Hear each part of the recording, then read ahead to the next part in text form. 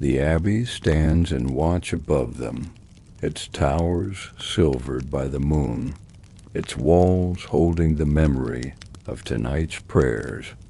Within its stones, silence lingers like incense, rising even as all else sleeps. And you rest within that silence as though it were a part of you, as though the abbey itself has lent its peace to cradle you through the night. Let your breath grow deeper now. Let your body feel heavier, more at ease. Imagine the snow falling outside your window, muffling every sound, tucking the world into a soft, white stillness. Imagine the flame of your candle glowing steadily on the table beside you, its warmth protecting, its light enduring, even as your eyes close. The silent feast of Candlemas Eve is not only an event, it is a lullaby, an embrace, a promise, and it carries you now gently into dreams. Breathe gently now. Let the air move in and out like the slow rocking of a cradle.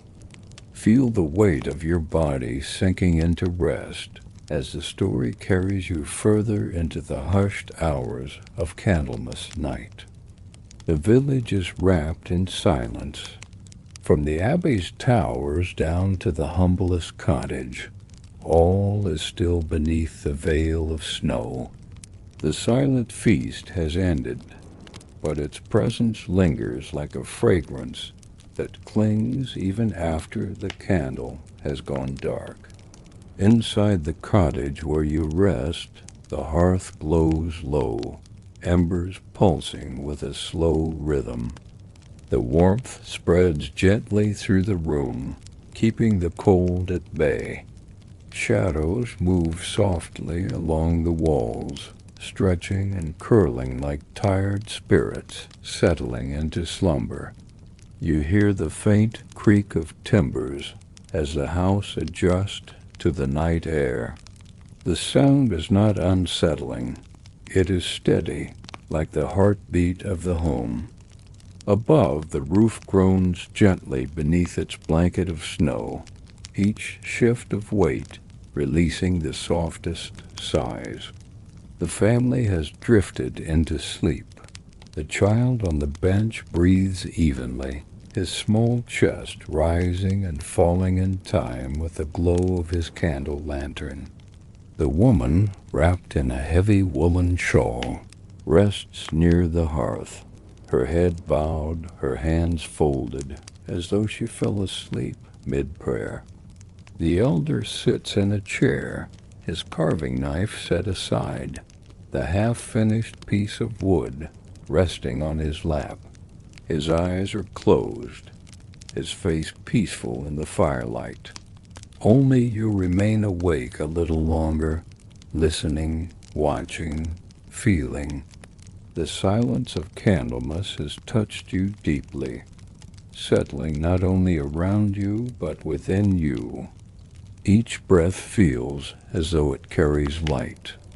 Each heartbeat feels steady, strong, and timeless. Through the window shutters, a faint glow of moonlight seeps into the room. You imagine the snow outside, glittering under that moon, fields and rooftops gleaming as though the world were made of silver. The stillness out there is vast, but not lonely. It feels like a blanket spread across the earth, a comfort that holds everything in its quiet care. You close your eyes for a moment, and in that half-dream state, you see the abbey again. Its stone walls shimmer in memory, candle flames flickering along the altar, voices humming their hymn. You see the villagers' faces lit by soft light, their silence carrying more meaning than words. And you feel again the warmth of the silent feast, the bread, the broth, the shared stillness. The memory folds around you like a quilt. carrying you gently toward dream.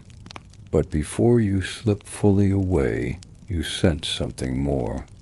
You imagine walking once again through the snowy lanes, though now in dream. The village is asleep, yet in your vision the lanterns still glow, guiding your steps.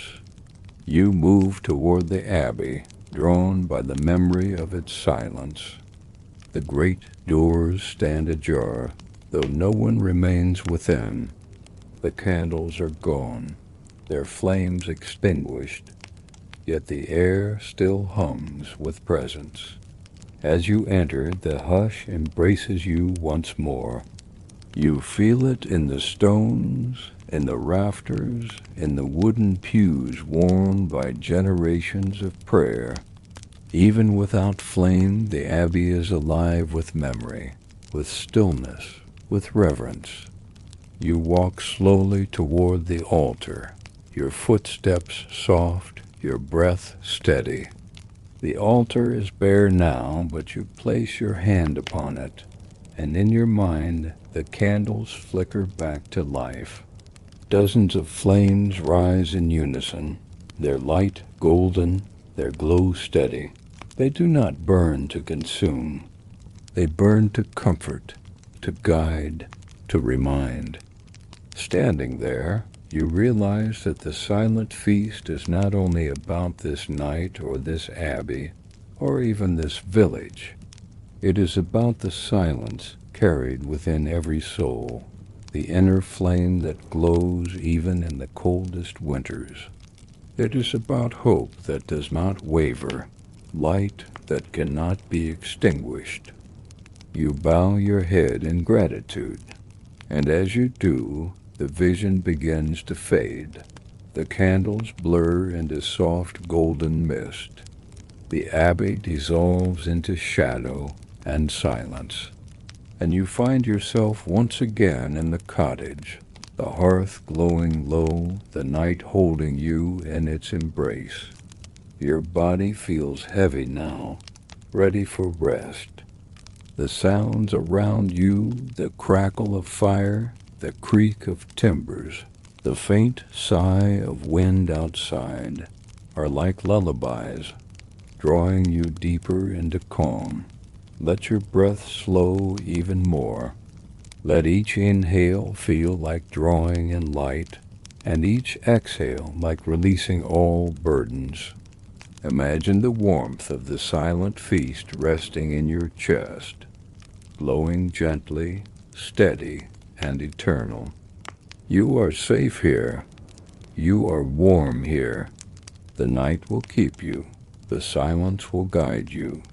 The light will never leave you.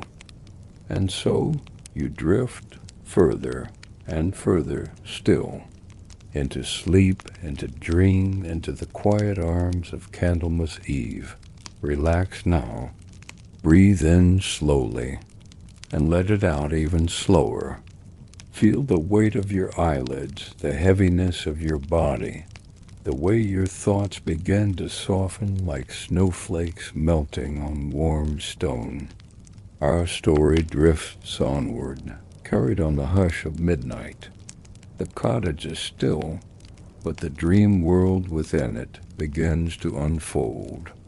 In the quiet of slumber, the villagers drift into visions. Not noisy, not frantic dreams, but soft ones made of candlelight and snowfall, stitched together with silence. The child dreams of stars above a meadow. He runs barefoot across a summer field, though the snow outside is deep.